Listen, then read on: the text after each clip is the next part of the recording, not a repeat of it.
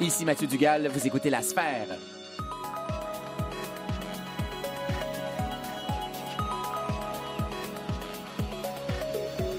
Aujourd'hui à l'émission, votre téléphone cellulaire peut-il faire baisser les coûts du système de santé? L'oreille bionique, une invention québécoise, et le kit pour pirater votre corps en vente partout.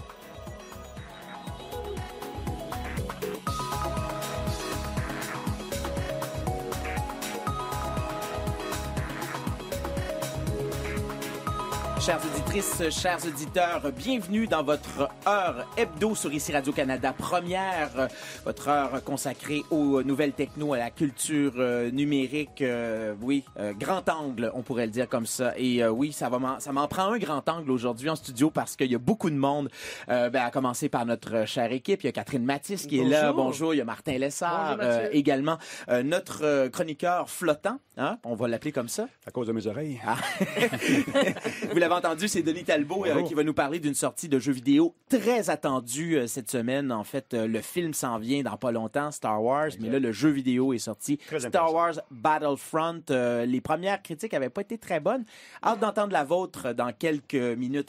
Et il y a aussi, on va parler de santé aussi, vous l'avez entendu dans les manchettes, il y aura beaucoup de santé aujourd'hui à l'émission parce qu'on va parler d'un organisme qui s'appelle Hacking Health et qui met en lien des médecins, des entreprises de nouvelles techno dans le domaine. Et avec nous en studio, il y a Luc Sirois, qui est ingénieur électrique et qui est fondateur d'Hacking Health. Bonjour, Luc. Bonjour.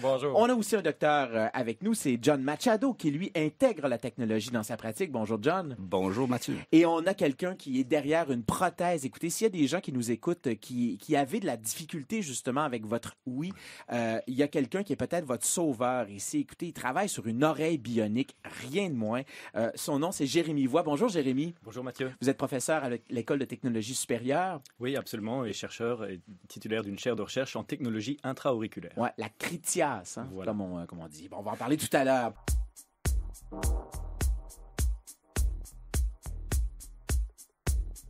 Vous écoutez Mathieu Dugal sur ICI Radio-Canada Première. D'ailleurs, si vous voulez nous écrire, hein, c'est lasphère@radio-canada.ca. Vous pouvez aussi aller commenter sur notre page Facebook, donc Facebook/RC La Sphère, ou encore Twitter, c'est @lasphère pour vos commentaires.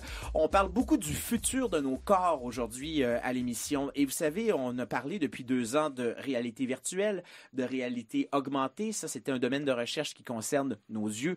Mais vous savez, l'oreille est un peu souvent laissé de côté quand on parle d'avancement technologique. Et pourtant, hein, on sait que c'est quelque chose qui est fondamental pour comprendre le monde qui nous entoure. On a de vous plus en plus vous, Mathieu. Ben oui, en plus, notre belle voix, ben oui, c'est ça. Et on a aussi de plus en plus de problèmes avec les oreilles. On le sait, avec les écouteurs, les générations montantes vont avoir des problèmes d'ouïe très rapidement. Qu'est-ce que tu dis? Hein?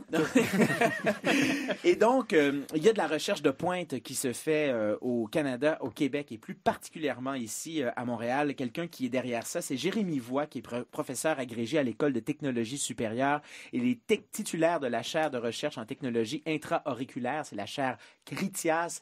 Et Jérémy Voix, bonjour. Oh, rebonjour. Rebonjour. Dites-moi, est-ce qu'on peut dire que vous travaillez véritablement actuellement sur une oreille bionique dans votre laboratoire? Alors effectivement, c'est ce que modestement, c'est comme ça qu'on surnomme notre projet.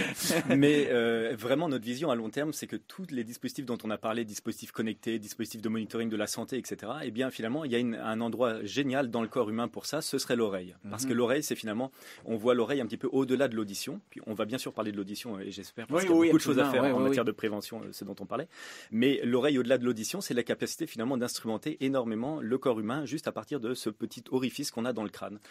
Voilà. Et qui est beaucoup plus important qu'on pourrait le penser a priori, parce que souvent, c'est un endroit, justement, on va mettre des bouchons quand il y a trop de bruit, quand on prend l'avion, quand on veut dormir l'été. Quand on a des enfants. Les fenêtres. Vous connaissez ça. Mais là, écoutez, dans vos recherches, là, moi, c'est fascinant. Quand j'ai lu ça, j'en revenais pas. Notre oreille parle. Oui. Comment est-ce qu'on peut... Oui. Alors, l'oreille parle dans le sens où, effectivement, lorsque je suis en train de vous parler en ce moment, il y a évidemment de l'énergie qui part de ma bouche, mais il y en a aussi une partie qui sort de l'oreille. Et ça, c'était d'ailleurs une des premières applications qu'on avait développées donc, avec l'équipe de chercheurs avec laquelle je suis depuis 5 ans. Et c'était finalement de développer des systèmes qui allaient protéger, par exemple, les travailleurs des bruits ambiants, des bruits forts. Et puis, on sait au Québec, c'est quand même un problème, un fléau, parce que la surdité professionnelle, c'est la cause numéro 1 d'invalidité professionnelle. Donc, en industrie. Cause numéro 1 en industrie, oui. C'est énorme. Nord-américain, absolument. Les données nord-américaines sont que c'est vraiment le fléau majeur. Et évidemment, on peut tenter de réduire le bruit à la source, etc., etc. Mais pour des industries comme on a au Canada, quand on pense aux mines, passe des papiers, transport, etc., c'est des industries qui sont naturellement très, très bruyantes. Donc la solution, c'est vraiment de protéger les travailleurs. 400 000 travailleurs qui tous les jours sont à risque de perdre leur audition juste au Québec. Donc c'était vraiment ça on va dire, les fondements de notre recherche. Hein, 400 000. Les chiffres sont énormes. Là, ouais. Et donc, une des idées, c'est qu'on les protège avec donc un protecteur qui va être vraiment supérieur par rapport à ce qu'on connaît des petits bouchons de mousse dont vous parliez. Donc, des protecteurs qui vont être faits sur mesure, instantanément. Ça, c'est des processus qui ont été développés par une compagnie montréalaise. Et puis, l'intérêt, c'est qu'ensuite, on va permettre aussi aux travailleurs de communiquer dans le bruit. Et donc, effectivement, dans ce bouchon, ce qu'on va faire, c'est qu'on va intégrer un petit microphone. Et ce micro va capter la parole dont on parlait à l'instant. Et l'intérêt, c'est que cette parole, elle est évidemment protégée du bruit ambiant puisqu'elle est sous le bouchon. Et donc, elle est beaucoup plus claire et elle va pouvoir être transmise sur vos systèmes de talkie-walkie, téléphone. Donc, c'est plus efficace, par exemple, le fameux micro là, qu'on place pas loin de la bouche qui, lui, est exposé davantage au bruit. Tout à fait. Donc, c'est plus efficace, évidemment moins intrusif. Vous avez quelque chose qui est complètement dans l'oreille. Vous pouvez le porter sous d'autres équipements de sécurité. Donc, c'était l'avantage principal qu'on avait dans la... Bon, ça, c'est une chose. Une des applications dans le domaine de la recherche sur l'ouïe, les gens qui ont des écouteurs là, de nouvelle génération avec les fameux systèmes d'annulation de bruit, ces systèmes-là fonctionnent bien. Moi, je les expérimente régulièrement dans le transport en commun, dans le métro, dans les avions, avec le bruit blanc. Hein, bruit qui est un peu stable. Quand on ouvre nos écouteurs, on entend tout de suite là, l'espèce d'annulation de ce bruit-là qui fonctionne bien. Mais quand on a des bruits, par exemple, comme ça, des gens qui parlent, des gens qui crient, dans les avions, des enfants qui pleurent, et dans les maisons aussi, hein, n'est-ce pas, Catherine? Oui, absolument. Ça n'annule pas le bruit. Et vous dites qu'il y a moyen d'annuler des bruits qui sont pas du bruit blanc, par exemple. Voilà. Alors effectivement, le but dans la protection auditive intelligente, celle sur laquelle on a travaillé, c'était de laisser passer les signaux utiles. Donc les signaux utiles, quand vous êtes dans l'industrie, c'est souvent la parole, les signaux d'alarme, et on veut couper tout le reste, ces bruits impulsifs dont vous parliez, des bruits stationnaires, etc. Donc il y a beaucoup de traitements de signal qui se fait. Donc aujourd'hui, ce qu'on fait, c'est qu'on intègre dans ce bouchon une petite puce électronique, donc un DSP, un processeur numérique du signal. Il y a, en plus du microphone intérieur dont je vous ai parlé, il y a un microphone qui est à l'extérieur, qui va donc écouter l'environnement sonore et le laisser passer filtré sous le protecteur avec un petit haut-parleur à l'intérieur du bouchon. Donc c'est vraiment le bouchon numérique qui, là aussi, devient une plateforme finalement pour beaucoup d'applications, parce qu'on peut évidemment protéger l'oreille, mais on peut, vous le comprenez, c'est exactement la même chose qu'une prothèse auditive, donc on peut aussi aider la personne à mieux entendre, et souvent même faire les deux en même temps, parce qu'un travailleur peut déjà avoir une surdité, puis vous l'avez parlé du fléau des surdités chez les jeunes, on va se retrouver dans quelques années avec des travailleurs, des populations actives qui vont avoir des problèmes de déficience auditive. Comment vous allez traiter ça? Il va falloir effectivement avoir des produits qui vont pouvoir pallier, protéger et en même temps aider à mieux comprendre. Bon, il y a des gens qui nous écoutent qui doivent sûrement avoir déjà des prothèses. On sait que les prothèses, c'est pas très efficace. C'est efficace quand il n'y a pas de bruit aux alentours et qu'il y a une personne avec qui on parle ou qu'il y a un bruit dans la pièce. À partir du moment où on est dans des foules, ça devient extrêmement assourdissant. Est-ce que ce sur quoi vous travaillez, ça va permettre de régler ce problème-là? Alors, on ne travaille pas spécifiquement sur les prothèses, mais je peux vous dire effectivement qu'on fait partie d'un consortium vraiment international qui regarde vraiment les 10-15 prochaines années des prothèses auditives, parce qu'on a finalement atteint aujourd'hui les limites du traitement numérique. Donc aujourd'hui, avec tout ce qu'on sait faire en traitement de signal, etc., on est capable de vraiment débruiter la parole, améliorer la qualité, etc., l'intelligibilité. Reste un problème, c'est que le cerveau est dans la boucle, et le cerveau humain et le cortex auditif, tout le système d'audition est extrêmement performant. Et nous, ce qu'on veut faire un petit peu plus modestement cette fois, c'est finalement suppléer un petit peu aux incomplétudes, on va dire, d'une cochlée endommagée ou d'une oreille abîmée, en finalement remettant l'oreille dans des bonnes conditions pour qu'elle puisse faire son travail.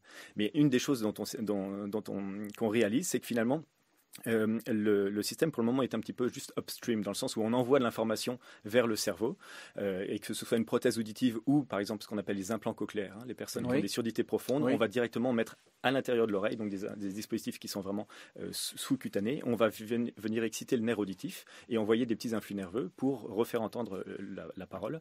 Et une des difficultés, c'est que c'est donc de l'information qui remonte vers le cerveau. Or, on vient de se rendre compte assez récemment que ce qu'on appelle le système efférent, c'est-à-dire le retour, la boucle retour, faisait que le cerveau contrôlait finalement d'une certaine façon l'oreille. Mais on ne sait pas très bien encore comment, donc c'est vraiment une avenue de recherche. On veut essayer d'extraire cette information. Donc d'abord, il faut aller la prober, donc il fallait mettre des électrodes, effectivement des électrodes qui sont soit en superficie du crâne, c'est des choses sur lesquelles on travaille d'ailleurs avec notre bouchon. Alors, un instant, là, vous nous dites qu'en faisant ça, on est capable de se rendre compte, en regardant le cerveau, on est capable de se dire, OK, la personne est en train d'écouter telle chose. Là. Voilà, c'est exactement. C'est hallucinant là, ce que vous nous dites là. C'est parce qu'en fait, c'est cette grande capacité qu'on a, cette grande force, c'est effectivement que l'oreille est capable de focuser sur certains signaux plus que d'autres, extraire naturellement du bruit. Et ça, c'est un système qu'on comprend être maintenant vraiment bouclé. Et le problème, c'est qu'il n'y avait pas cette boucle de rétroaction jusqu'à présent. Et là, c'est finalement les 5-10 prochaines années de recherche, ça va être vraiment comment intégrer cette rétroaction. Il y a plein de choses dans ce dont vous nous avez parlé. Là, cette fameuse prothèse sur laquelle vous travaillez, l'oreille bionique, là, ça sort quand? Quand est-ce qu'elle va être disponible? Alors, effectivement, vous avez beaucoup parlé de plateforme et puis de hacking, etc. Et ça, c'est vraiment ce qu'on vit en ce moment parce que donc on est à l'ETS, donc entouré vraiment d'étudiants de toute une communauté. L'école de technologie supérieure, oui. Supérieure, absolument. Et on s'est rendu compte que, par exemple, d'instrumenter, je vous disais, on va mettre beaucoup de choses dans cette oreille bionique. Eh bien, en plus du microphone qui est à l'intérieur, par exemple, on peut mettre des capteurs de température, des capteurs d'humidité, on va pouvoir détecter votre stress, le niveau d'hygrométrie, etc. Mais on est aussi capable de mettre des électrodes. Et ces électrodes sont des électrodes donc électroencéphalographiques. Elles sont capables de capter les ondes cérébrales et notamment celles à proximité de l'oreille qui sont liées à l'audition. C'est complètement. On est dans la science-fiction. C'est ce sur quoi vous travaillez actuellement. C'est sur quoi on travaille. C'est vraiment notre roadmap, notre carte routière. Et donc, quand on parle un petit peu d'interface du futur, etc., nous, on croit vraiment que oui, un jour, vous allez penser et la machine va vous comprendre. Donc, ce qu'on appelle les interfaces ondes cerveau-machine, brain-computer interface. On pense vraiment que ce sera à partir de l'oreille parce que l'oreille est le bon endroit pour à la fois traiter l'audio, mais aussi mesurer ces ondes cérébrales et comprendre ce qui vous intéresse. En tout cas, je peux vous certifier une chose, c'est que Jérémy Voix, il existe vraiment. Il est en studio, il est en chair et en os. On a l'impression qu'il nous parle de quelque chose. On est vraiment dans un domaine de recherche extrêmement fascinant. On a l'impression que c'est de la science-fiction et ça se fait ici et maintenant à l'École de technologie supérieure. Écoutez, on vous écouterait pendant des heures. Et d'ailleurs, nos amis d'Hacking Health étaient totalement fascinés. Luc Sirois et John Machado, vous l'écoutiez. Il y a eu la prise de notes ici. On va se parler. On fait des liens, on fait du réseau ici à l'émission. Jérémy Voix, je rappelle que vous êtes professeur agrégé à l'École de technologie supérieure, titulaire de la chaire de recherche en technologie intra-auriculaire, la chaire Critias. C'était vraiment fascinant de vous entendre. Merci d'être passé à l'émission.